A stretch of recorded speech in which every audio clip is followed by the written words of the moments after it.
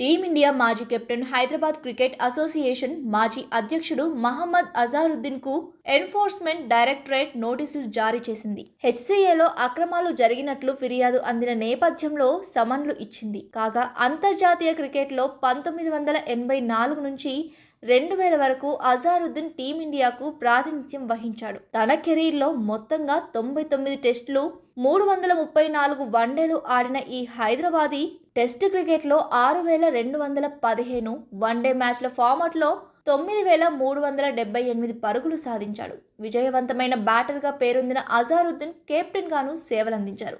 అయితే ఫిక్సింగ్ ఆరోపణలతో అతని కీర్తి ప్రతిష్టలు మసకబారగా హెచ్సీఏ అధ్యక్షుడిగా ఉన్న సమయంలోనూ తీవ్ర విమర్శలు ఎదురయ్యాయి. ఈ క్రమంలో 2022-2023 మధ్యలో హెచ్సీఏలో దాదాపు 3.8 కోట్ల మేర అక్రమాలు జరిగాయంటూ ఉప్పల్ పోలీస్ స్టేషన్లో పలు ఫిర్యాదులు నమోదయ్యాయి.